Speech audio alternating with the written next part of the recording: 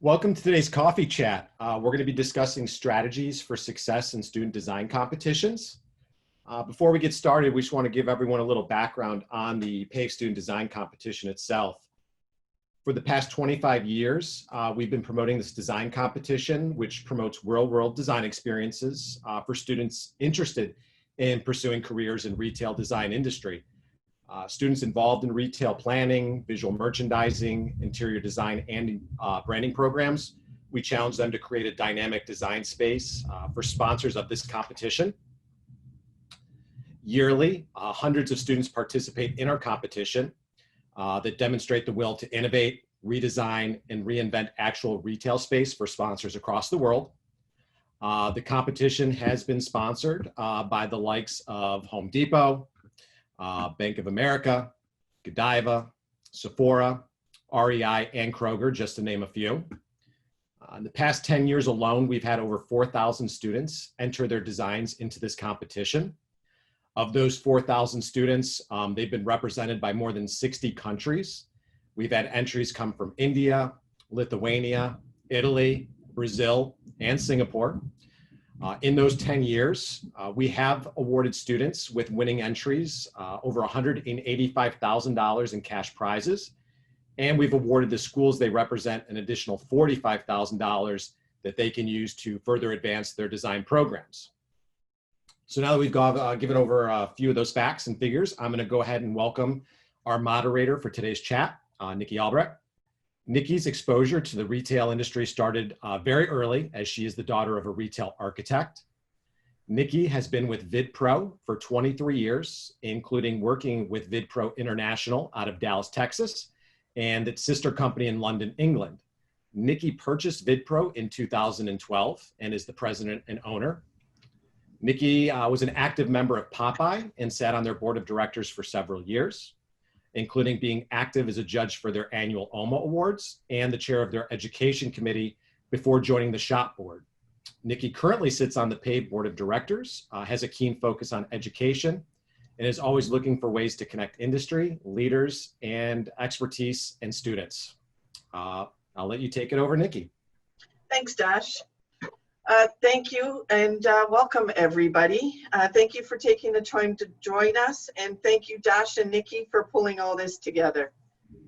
Today we're going to take a 360-degree look at best practices to prepare and participate in student design competitions. I'd like to introduce the panel, and what I'd like to ask is for everybody to share one word about how you are currently feeling in the state the world is in, just to get sort of a barometer of how everybody's feeling. So I'm going to start. Elizabeth Hundley, interior designer for Little Diversified Architectural Consulting and first place finisher in the 2016 Pave Student Design Competition. Welcome, Elizabeth. Elizabeth, in your one word, how are you feeling? Curious. Oh, good one. Nice. Okay, next we have Mace McCool from Moonlab Productions and first place finisher in the 2017 Pave Student Design Competition. Hi, Mace. Hey. And how are you feeling? I think we're in a state of rebirth right now. Oh, that's another good one. Nice. And now we have Sharon Lessard, Senior Director, Global Store Design and Development at Under Armour. Welcome, Sharon. Hi, thank you. I feel motivated. Nice. I think you need to share that with a bunch of people, I think. And next we're going on to Zeba. Zeba Mayan, Professor of Interior Design at Humber College. I feel unsure. Yeah, can get that, certainly. And next on to Brian Davies, Department Chair at Applied Design at Appalachian State University. Brian, hello. Hello, Brian. Brian, you're still on mute.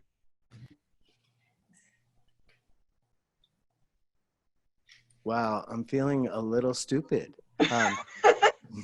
It's been months of this. You'd think I'd get it down by now. I'm feeling connected despite my own encumbrances. Nice. And last but not least, we've got Rebekah Sigfrids, Senior Vice President, Financial Center Design and Merchandising at Bank of America. Hi, thanks, Nikki. I am feeling momentum right now. These are all great words. I think this has been just such an interesting time for everybody, and I think we can all learn from each other, definitely. So I'm going to move on to our discussion. I'm going to start with the educators, and these questions are for you, Zeba and Brian. What made you decide to incorporate the Pave Student Design Competition into your curriculum? So should I go? So for me, I use it in the 4th year studio, and it's a great warm-up exercise for our capstone project. And I think it really is when I see the Pave briefs, there's such a concise, rigorous project that students are able to do in a relatively short time frame. They're able to experiment with a real world company, but they also have the freedom to experiment. So it's a great combination. Thanks, Brian. And for those same reasons, and I also had a colleague who was a design strategist and is actually a mutual friend with Rebecca, Valerie Jacobs, who she would ask our students, so how do you start from a blank sheet of paper and how do you get somewhere?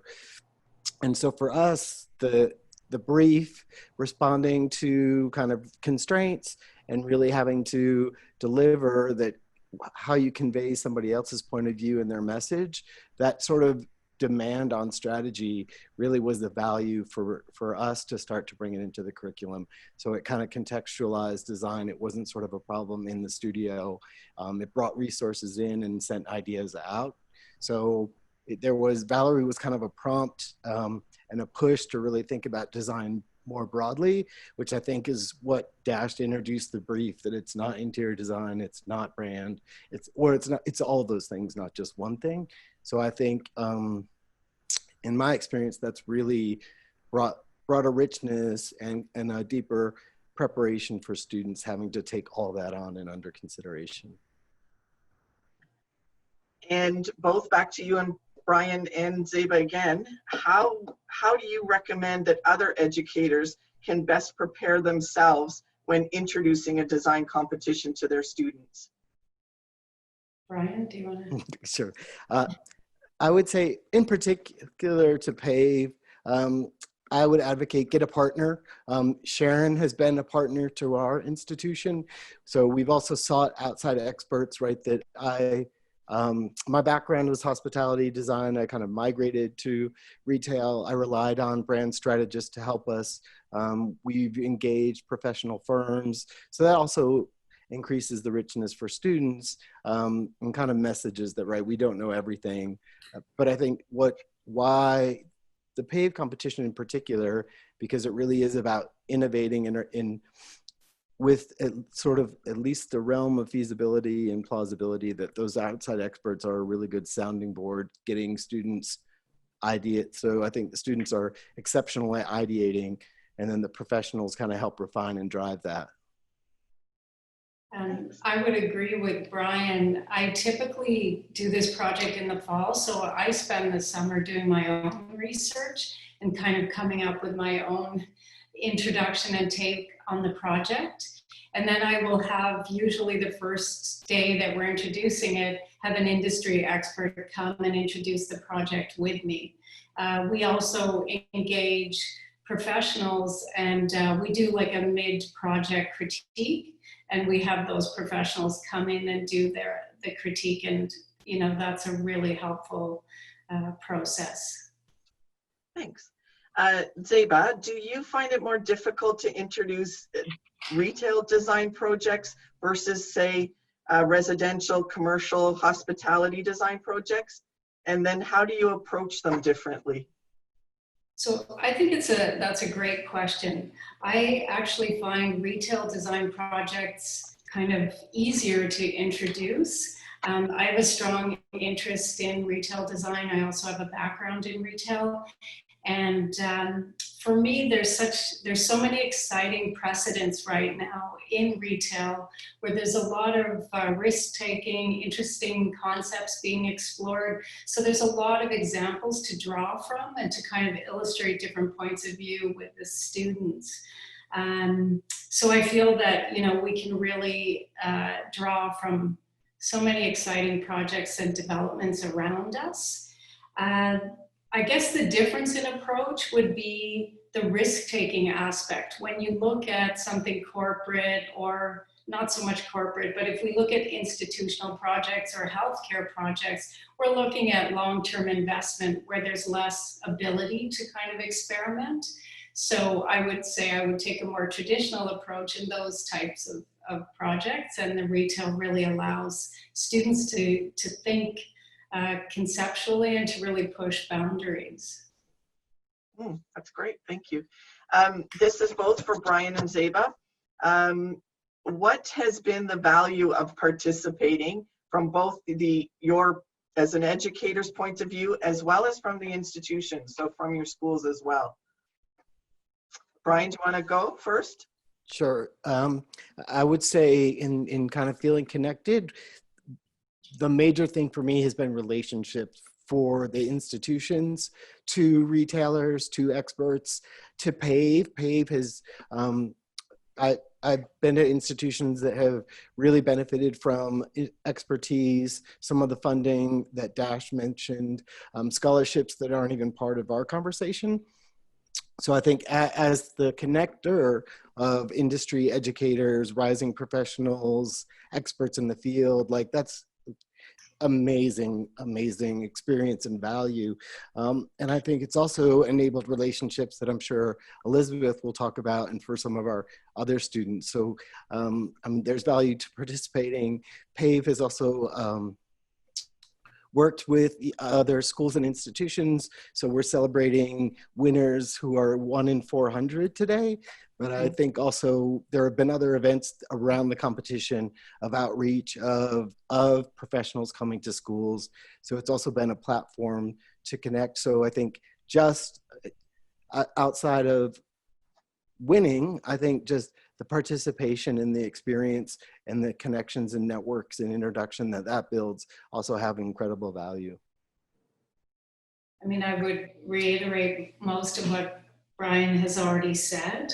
I mean, really for me as an educator, it's been amazing to work with Pave, and the networking aspect, the variety of educators, professionals, manufacturers that we've met. It really, it helps me as an educator expand my horizon, and I can bring all of that back to the classroom and expose students to new things that I've kind of learned about through my engagement with Pave.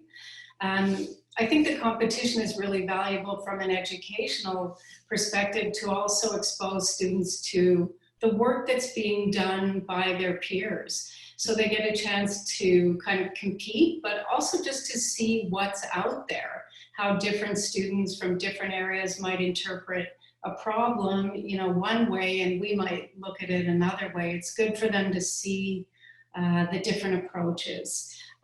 For the institution, for Humber, I would say it's been a great marketing tool. You know, we're a school in Canada, and maybe, you know, we've got more exposure through Pave, and it's been a great, I guess, partnership.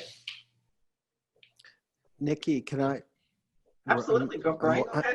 I'm watching our time, and I think we're a little okay. One thing I also, this is more in Sharon and Rebekah's area, but I think there's also been value for sponsors. I mean, you are kind of getting early adopters, right? This design population who are creatives in a young field. So, I mean, the ideas that come out of this, that, right, you get 300 to 500 a year, that's already this kind of pre-selected market segment of this this generation and again, that, people are on the front of curves and they're looking at the front of curves and they're looking at best practices. I mean, the amount of research I was trying to think, the upfront research our students put in. So the format that Elizabeth went through, collectively the students research, do some benchmarking. There's 1,000 hours, I'm sure, in that, just in that collectively. I mean, they're each putting in, 20 kids putting in 100 hours or 40 hours, whatever they're doing. And so I also think maybe if we have potential sponsors listening or viewing later, that I think the opportunity of the ideas that come out of this have value.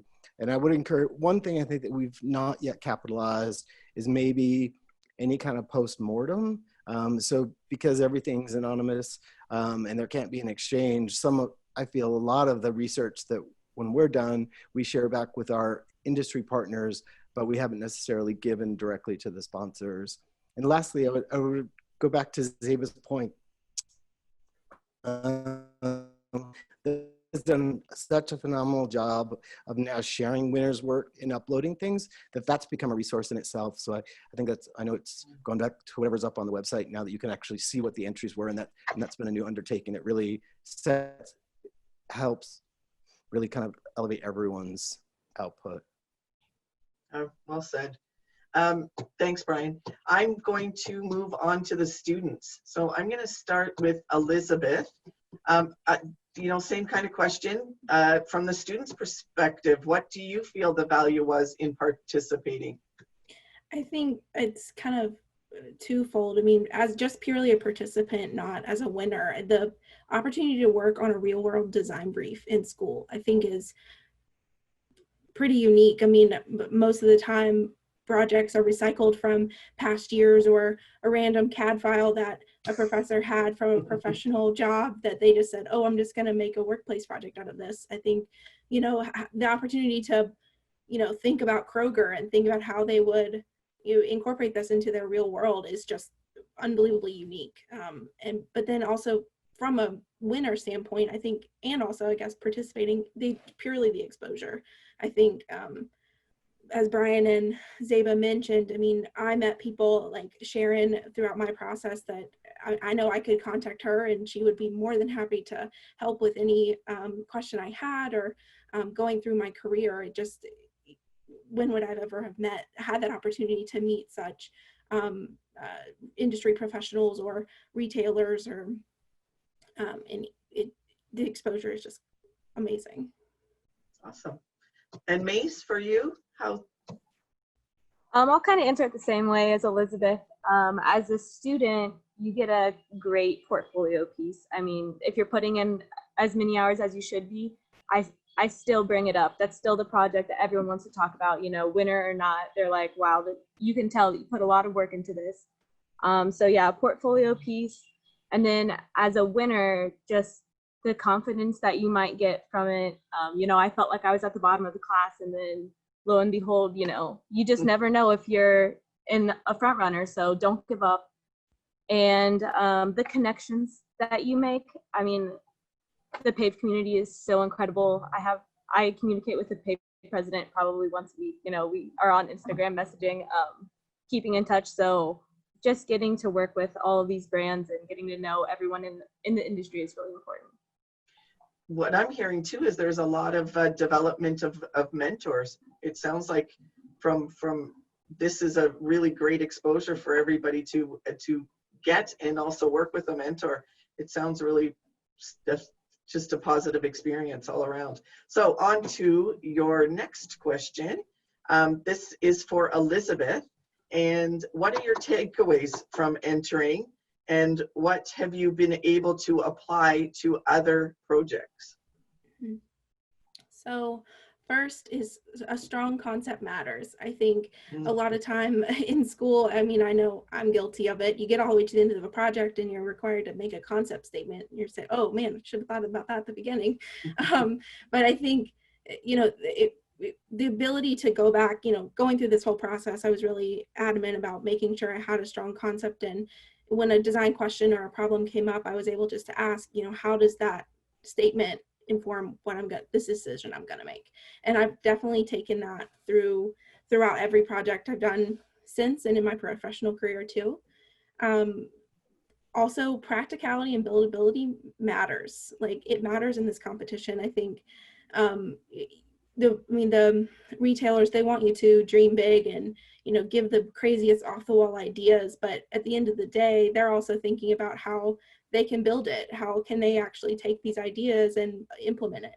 I remember one of the Kroger executives at the gala, he was saying to me, you know, we really loved how you thought about the gondola design and, you know, showed where you would integrate lighting and how some of the product may or may not be displayed on the shelves or at a self-serve kiosk. And, you know, it down to, they need to think about how is the stock boy gonna go and stock the shelves. I mean, is it going to be applicable? Well, is it going to be practical for him?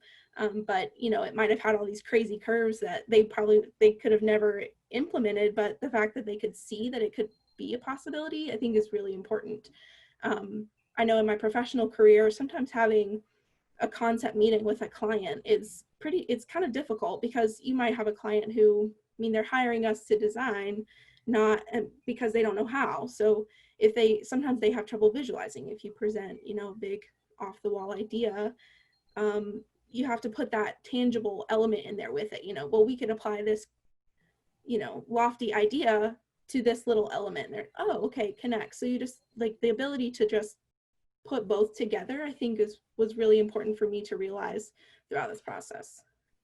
I think you actually answered this next question yourself already. Before this project, did you have any experience with retail design projects? I did not. Yeah, and did you learn anything that or know something that you know now that you wish you had known then? I think I don't know if there's anything I wish I would have known then. I think it's more wanting to tell future participants. I know going into this, I had no retail experience. We were coming from a school who had never won. We'd never placed, you know, it was like drop in the bucket, right? And, you know, no matter how daunting it could have seemed, that it's possible. Like, that sounds so cliche, but I think it's really important to remember. And this project was really a big kickstart to my career. I did it senior year. I had no idea. You ask anyone, I had no idea I was going to even be close to placing, let alone first. And it, you know, gave me the confidence to boost. And I think it's important to tell other students that it's going to be okay. It might seem crazy and it might seem like the biggest project you've ever had, but I think it's important to remember it's going to be okay. It's going to help. It's going to be good for you.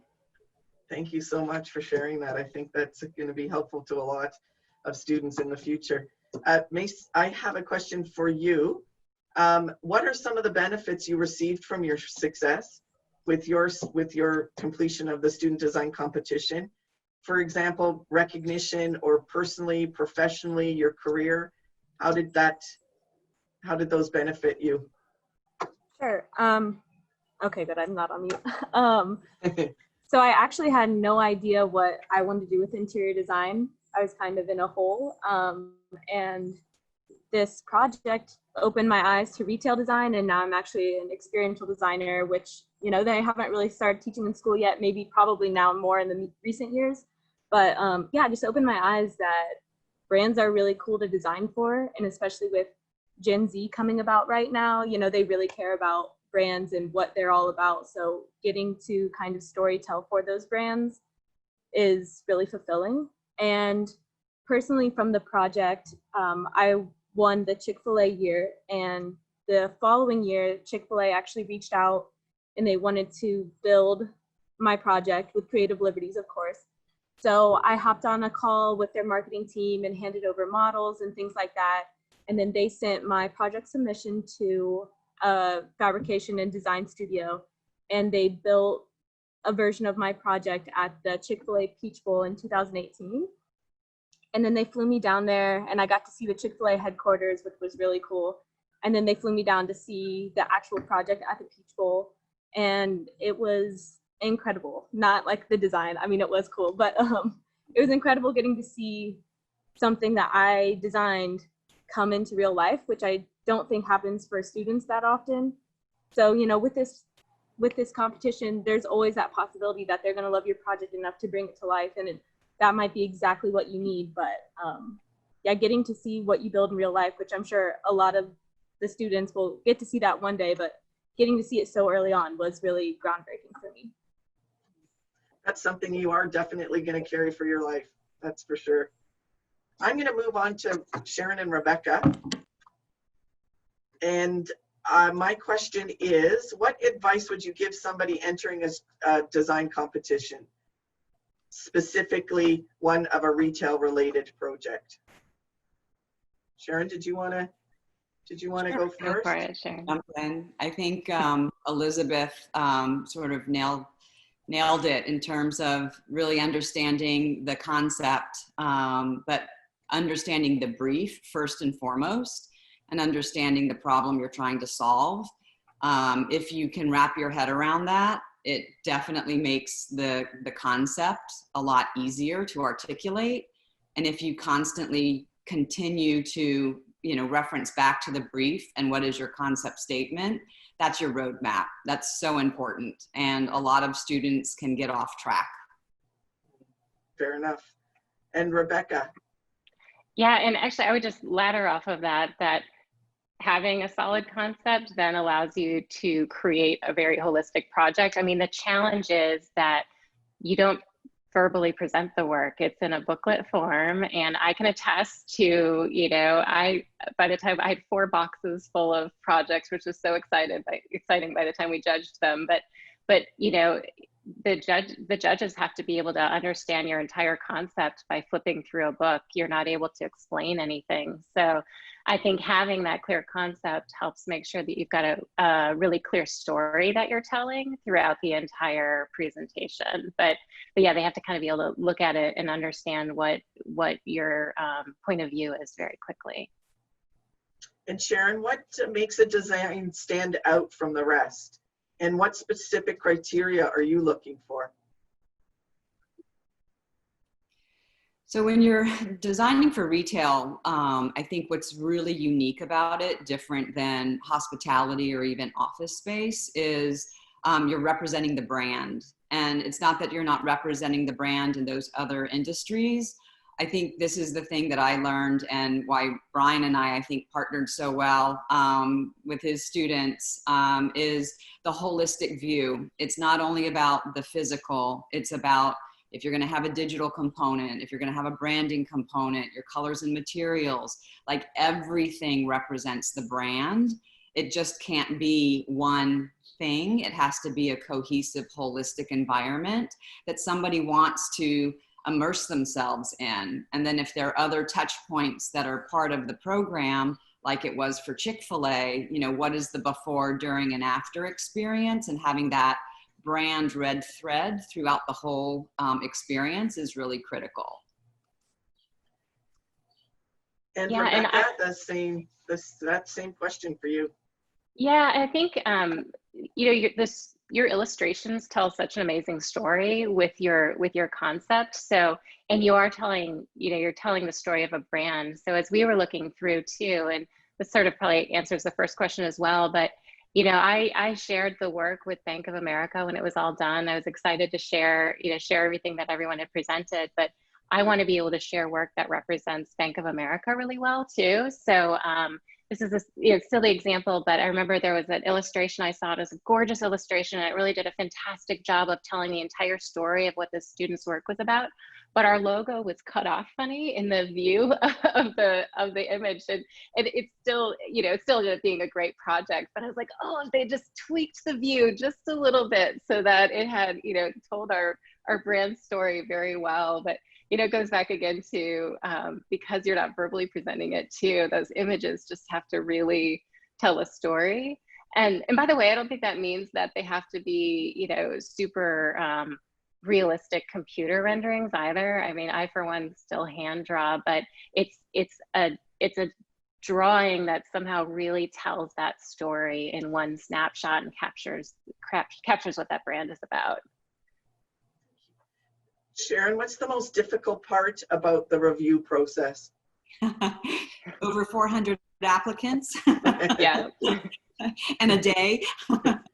it's a lot, but what's interesting about the way we do the process, there aren't any verbal, sort of voiceovers. It is just this mass of all of these projects and how it's presented. Did they understand the brief? What are those moments of excitement? What are those moments that really tell you that the student got it and is continuing? What's really heartbreaking is when you see a really wonderful entry that is so well done and it has absolutely nothing to do with the problem, trying to be solved. And there are those moments where there's tension with the judging about, here's the brief, here's the content or the submission, and they don't mesh. And you have to make that hard decision of, did they follow the brief or not, no matter how good they are? And to me, that's probably the hardest part. And Rebekah, for you? Yeah, and you know what, I might just share for the students what it looks like to judge 400 projects, because it is a lot of projects. I mean, we were in 2 separate conference rooms with giant conference tables with all of the projects spread out. We had 2 groups of judges, and we all had, our little Post-it notes. And so you literally are walking around a table and looking at projects. And so you have to kind of like instantly get what that project's about in order for it to get that first Post-it note, and I think we did 4 rounds, I think, Dash, maybe 5 by the end. And by the end, it becomes this really fantastic dialogue between all of the judges. Same thing, you're trying to decide, but was it on brief, yeah, I mean, there was some projects that we would literally were like not in consideration for some reason. And then we came back, we're like, no, but they answered the brief. And, it's a great dialogue, but yeah, just know that the projects are looked at and scrutinized and really, really studied as they go through the rounds of judging. It sounds like there's an awful lot to learn, even just in the judging time itself. Dash, can you jump in and speak to the judging? Yeah, the judging is, it's a lot of work that goes into the judging process. So from, obviously receiving all of the entries, kind of checking all the boxes to make sure everything was submitted and submitted properly. But we do, our absolute best. Everything that is judged is done, it's anonymous. None of the judges know where the projects came from, to the genders, to anything about them. So, when the boxes come in, and if we get a box that's from one school, a handful maybe sprinkled in one room, a handful sprinkled in another, because sometimes you do catch, see some patterns that students from a certain school will design a certain way. And you can pick up on that a little bit, but we spread them out in such a way that, they're kind of really spread apart. So I think on the judges' minds, they don't really see those that much. So we do our best, and I'm always going around to make sure that, even when the entries are submitted, we ask that the names, the schools, none of that information is printed on the actual project itself. If we do see that, we will black it out, we'll put tape over it, and anything we can do to prevent, any kind of, obviously I could never imagine a situation where there would be favorites played, but we just don't even want that to be in their factor that they came from, they were from here or they were from there. It shouldn't weigh in the decision at all. And does the judging change from sponsor to sponsor? Have you noticed that? So you've been involved for so many years. Have you noticed how different sponsors take on that process different, or is it generally just a different group of folks that are involved? Typically a different group. Pave really kind of takes the lead on the judging process. But coming from different segments, now we've learned a lot of different ways how people prefer to judge, just little subtleties that are picked up. Because, we've done food and grocery projects, which are kind of judged a little differently than maybe a financial project. So home improvement, it's all just done a little different. And we always pick up, tips and pointers that we can apply, moving forward. And I know Brian wants to chime in. So. Nikki, if it's off script for a second, but I think, I hope Elizabeth will attest to this. So at Appalachian, what we are always also reiterating to our students are like, how does it read at 10 seconds? How does it read at 30 seconds? Like, how do you get yourself onto the final table? So if maybe Rebekah and Sharon could elaborate more, but I think for students looking, and actually this I would say for any design competition, not only Pave, right? But it's reiterating, you can't present it, you can't explain it, you can't, and right to the comment of 400 of these on the table, like, so right, how does it visually stand out? That's kind of our 10-second, you know, what's the concept, what's the integrity? Maybe that's our 20, 30-second, right? Is it on, like at a gut check, is it on brief? And then, you know, to Rebekah's point, at like the 2 minutes, is it holistic? Is it a concept that carries through the customer experience, through the brand experience? And so then right, the more you dig in, so we're kind of sort of like we say, right, you sort of want to get them on the hook, reel them in, and that really structures how we design of like, all right, at the end, we even try to do, as David said, do a final check with somebody who's never seen it before. Like, what are you going to pick this up? Are you going to invest 30 seconds? If you've got one day to look at 400, like, what do we need to do the next step to really get you to dig into it? So I think that kind of framing system for students is really helpful, because some projects are amazing and they might have made it to the 2-minute mark, but they didn't sell it in the 10-second mark. That's a great point. I'll kind of start off with that, and then I'll kick it over to Sharon and Rebekah. Yeah, I mean, that's a great point, Brian. And we used to just really, it was one day. We've actually started scheduling an overflow day, like a half day into the next day if need be. And usually most of the judges know that they may be available, or we may need them for part of the second day, because if we ever run into the situation where we run out of time, we don't ever want to feel rushed in making a decision. And we take all of these entries extremely, you know, seriously. And we know how much time these students have put into it. And we just do want to get to the end of a day and feel rushed to making a decision between whether it be 5, 10, or 15. We want to give them all of our attention.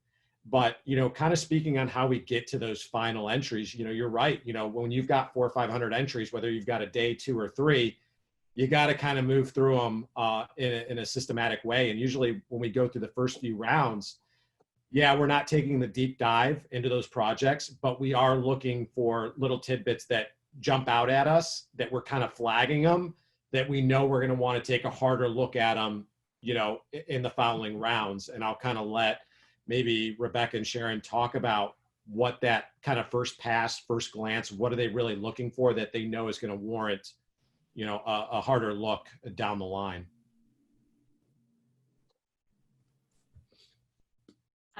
Yeah, so I could jump in. I mean, I think the first round, I'll be honest, what's interesting is some of the projects first round, they're kind of funny, right? Like the student might take a very creative take on the brief to the point where you're like, oh, okay, you know, especially for a bank, you know, you know, bank design is a little bit different, and that is, it's a branded experience, but it's also there's a level of trust and friendliness that a bank needs to convey. And so if it feels silly, it doesn't lend to that level of trust. So I think sometimes in the first round, you can tell if there's projects where the student maybe got too creative and wasn't really answering the brief in a way that felt on brand. Those ones kind of didn't make it through the first round, but the ones where you had a very holistic story end to end, and you could get it at that, you know, a very clear concept statement, and then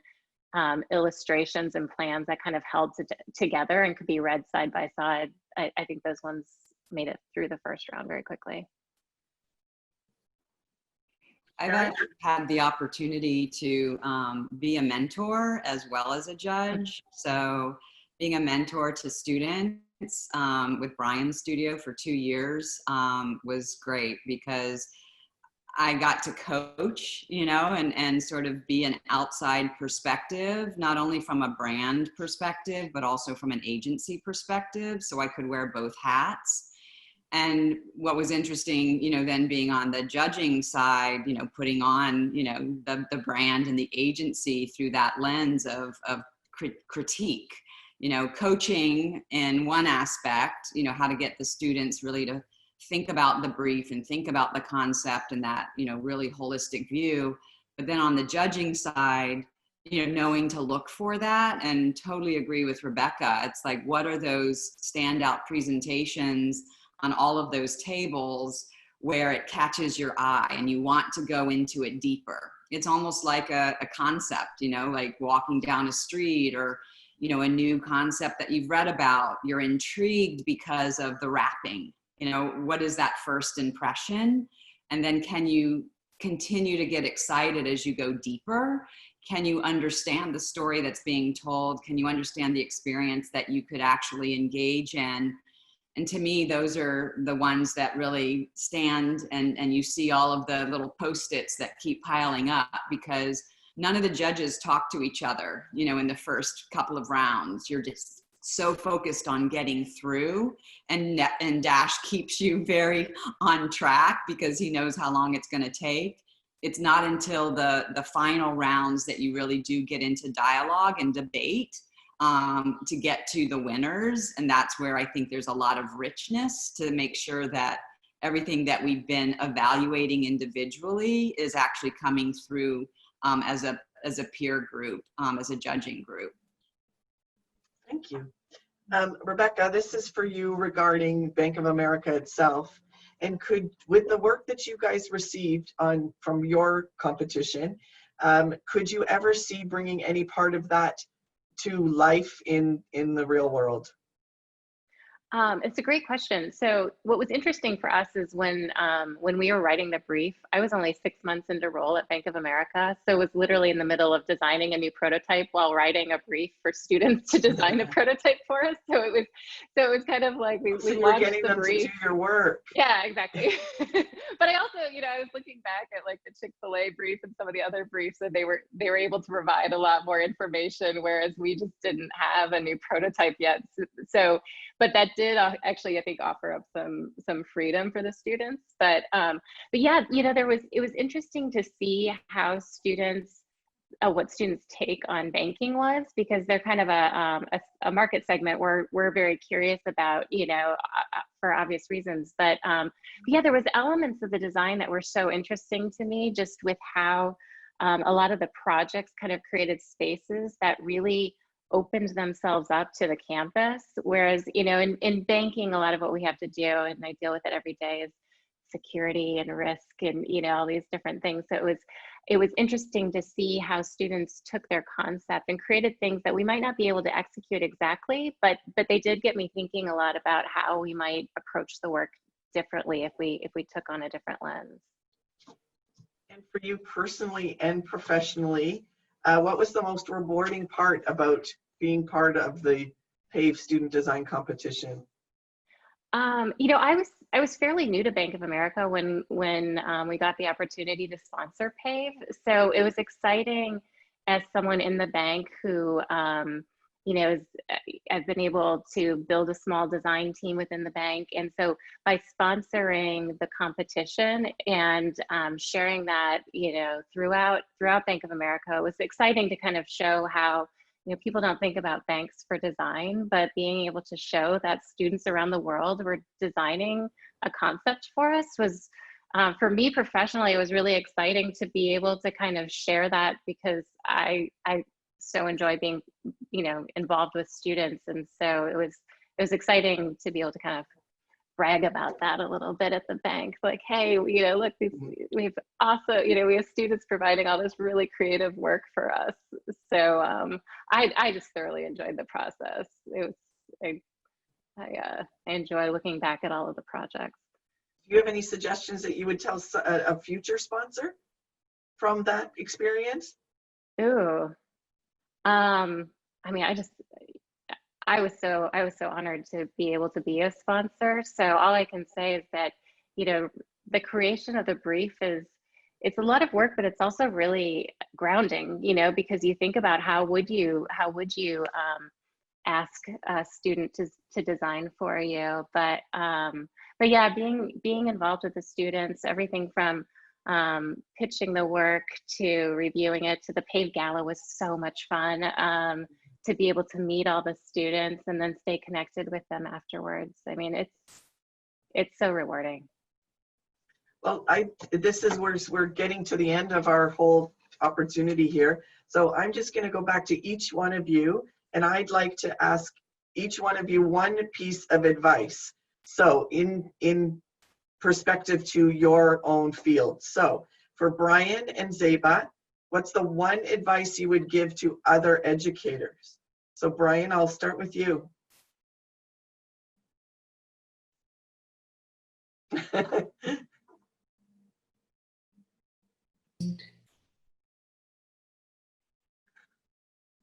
Should I go? Well, Brian. Yeah, go ahead. Okay.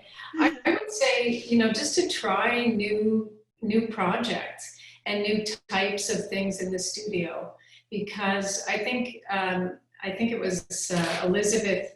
Was it Elizabeth who mentioned that the Pave is really great to do in school, because a lot of times they get studio projects which have been, recycled and hanging around for a while. And the Pave project is always a fresh one. And it's always great just to not just Pave, but to rethink your own projects. I'm starting to do that myself, and this whole situation, that's why I said I'm unsure.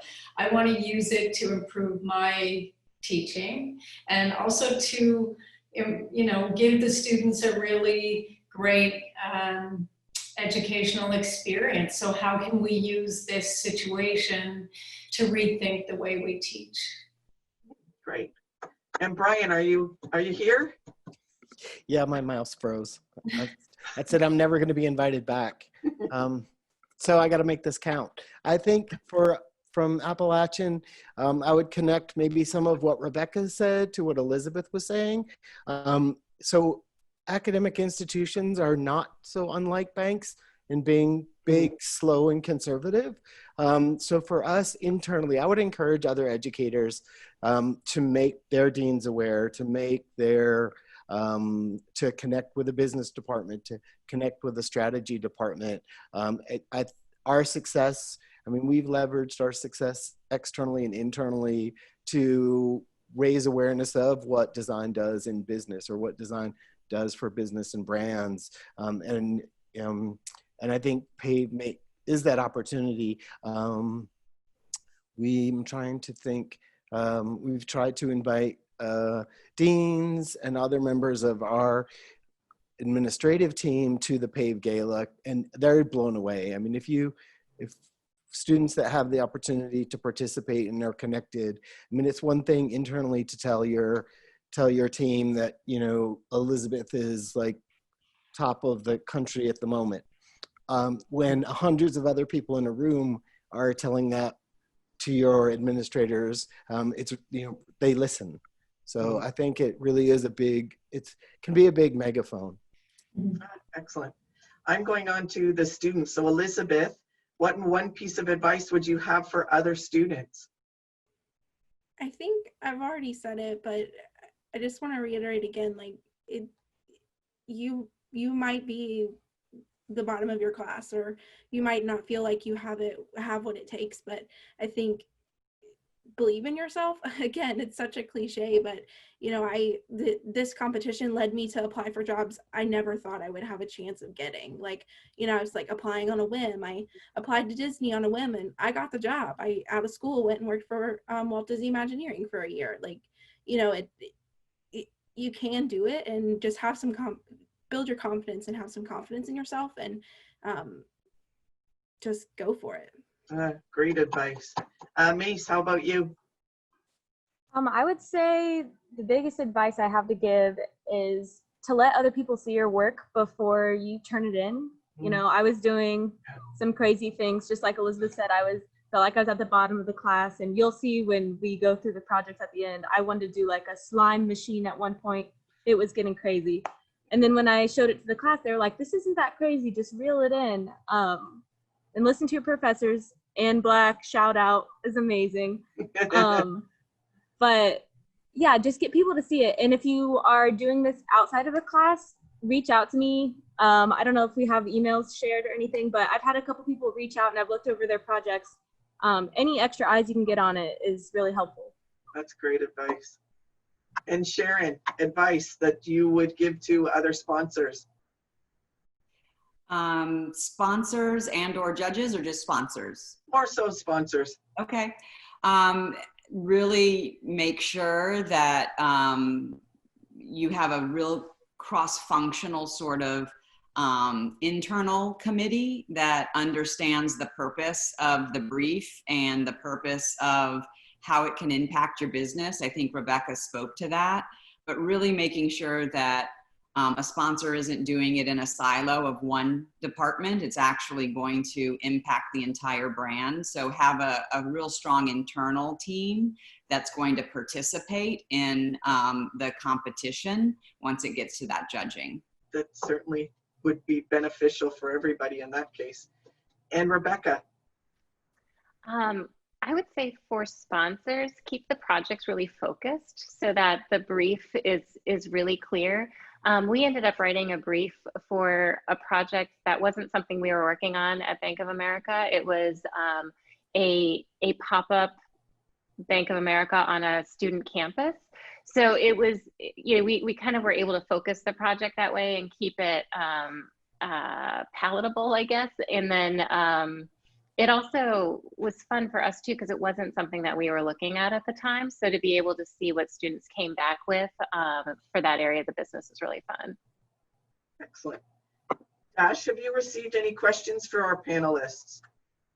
Yeah, we got a couple, so we'll run through them pretty quick before we wrap it up. One that we have is mostly probably directed towards Sharon and Rebekah, would be, you know, when you're judging and you're looking at student submissions, what are you looking for when judging a competition compared to what you're looking for in projects when you're hiring?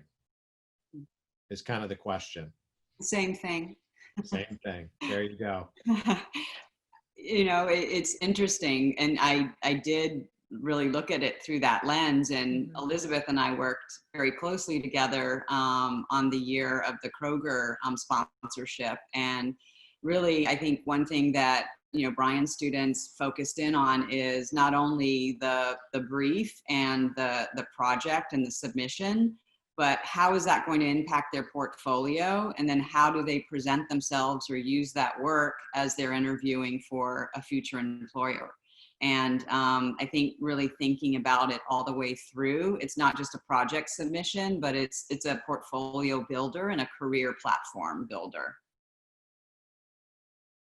Yeah, I totally agree. It's the same, you know, because you're looking in a portfolio for somebody who can tell a really clear story, because that will be the same type of student who, if they came to work for you, could do the same, you know, and be able to understand, you know, kind of the why behind the what, and be able to drive projects knowing what the goal of the work is. So I think it's the same.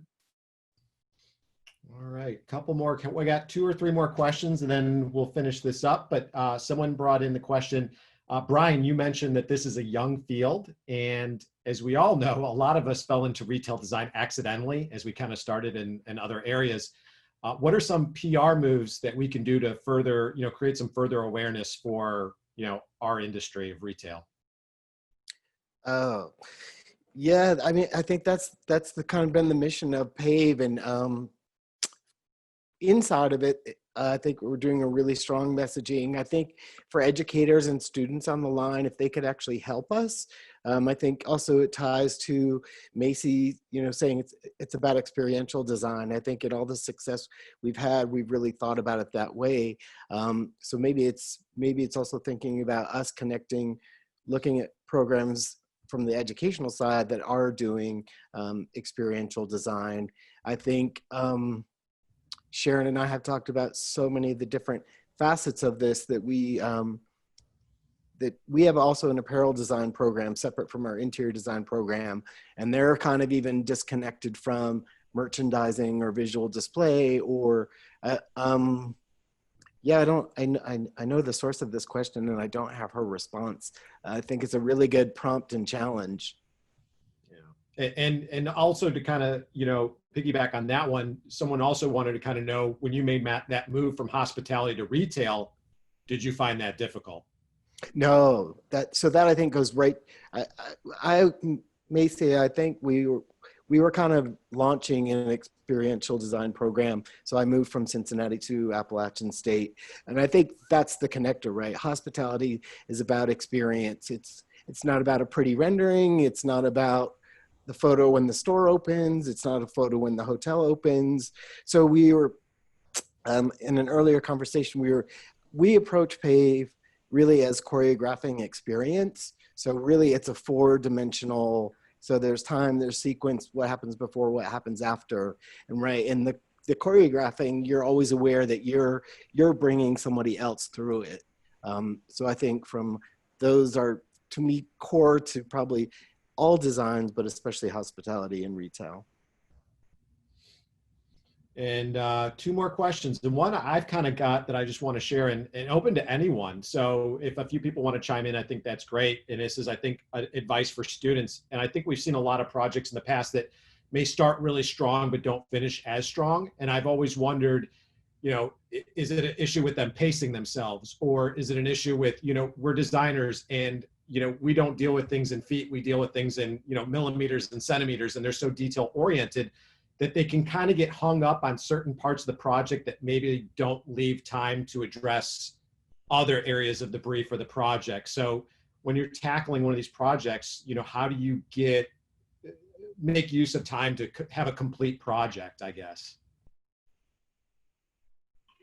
Can I jump in? Yeah. I think for retail projects specifically, some of the projects forget about the product and understanding that you're selling something. In the banking environment, you're selling a service. So what are the right fixtures and environment that allows you to do that human interaction? In a grocery store, and Elizabeth spoke a little bit about it, it's like, and we spent time on the product, like what is the product and how is it going to sit on a fixture? Does it need to be lit? You know, with Chick-fil-A, again, that's a restaurant. How is the traffic going to go through it? Like, you have to think about the consumer experience. But at the end of the day, in a retail environment, you're selling products and services. And it's that engagement that you really need to think about how it comes to life physically. Perfect. I think from a student standpoint, purely like the process of putting together one of these booklets, if you will, I think it's really important to not get hung up in, oh my gosh, I have to make the best thing I've ever made. It's what answers that brief. What 10 items do I need to make sure that I address in my book and make sure that I'm spending time on and clearly and getting to an end solution, like making sure that you have a plan and not just, you know, the week before it's due, you don't sleep and you just put it all together. I think very practical answer, but in a project like this where you could go in so many different directions because the brief is concise, but it also is very open-ended. I mean, you can take it so many ways that it's important to, okay, I have my concept, I have my idea, this is how I'm going to do it, and go for it. Yeah, that's a great way to put it.